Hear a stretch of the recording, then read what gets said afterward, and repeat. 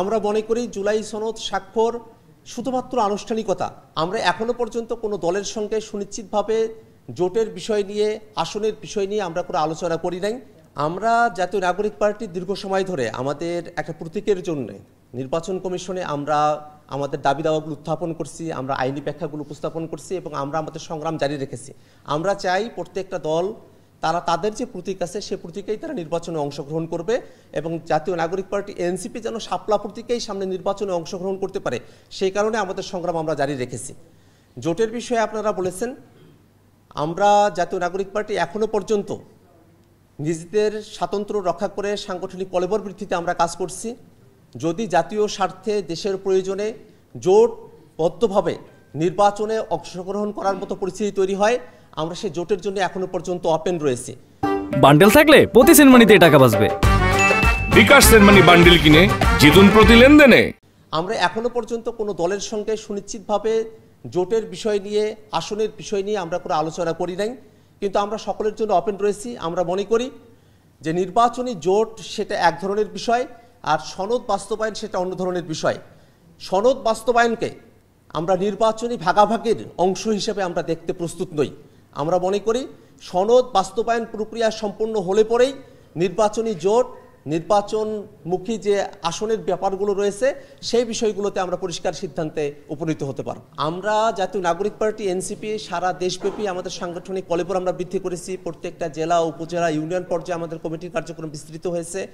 আমাদের নেতাকর্মীরা তার নির্বাচনের প্রস্তুতি গ্রহণ করছেন। আমরা একটা টিমও গঠন করেছি, যারা আমাদের সম্ভাব্য যারা প্রার্থী আছেন তাদের ডাটাগুলো তারা সংগ্রহ করছেন। আমরা খুব অল্প সময়ের মধ্যেই আমাদের দলের যারা প্রার্থী হবেন বিভিন্ন আসনগুলোতে সেটা আমরা আপনাদের কাছে উপস্থাপন করব।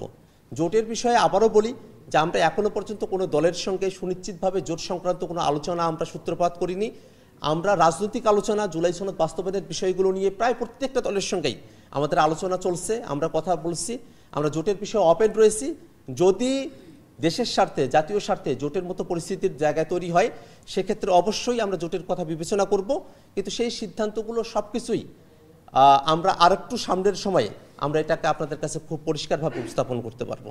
আইনি ভিত্তির জায়গাগুলোকে পরিষ্কার না করেই সরকার এবং ঐক্যমত্য কমিশন জুলাই সনদ স্বাক্ষরের অনুষ্ঠান সম্পন্ন করেছে। গত 17 তারিখের জুলাই সনদ স্বাক্ষরের অনুষ্ঠানে জাতীয় নাগরিক পার্টি এনসিপি আমরা অংশগ্রহণ থেকে বিরত থেকেছি। আমরা মনে করি জুলাই সনদ স্বাক্ষর শুধুমাত্র আনুষ্ঠানিকতা। যদি বাস্তবায়ন ব্যতি রেখে জুলাই সনদ স্বাক্ষরিত হয়, তাহলে আমরা যতটুকু অর্জন করতে চেয়েছিলাম সে অর্জন ধরাছোঁয়ার বাইরে থেকে যাবে।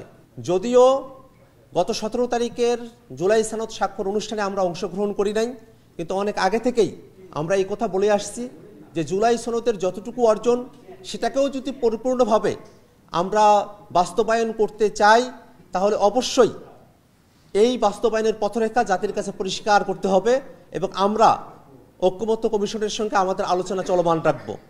সে হিসেবেই ঐক্যমত্য কমিশন এবং জাতীয় নাগরিক পার্টির মধ্যে আজকে একটি দ্বিপাক্ষিক আলোচনা অনানুষ্ঠানিকভাবেই অনুষ্ঠিত হয়েছে।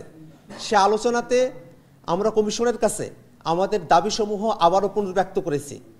আমরা দাবি জানিয়েছি যে জুলাই সনদ বাস্তবায়নের যে আদেশ, সে আদেশের ড্রাফট, সে আদেশের বিষয়বস্তু, সে আদেশের পরিধি, প্রত্যেকটা জিনিস জাতির কাছে উপস্থাপন করতে হবে।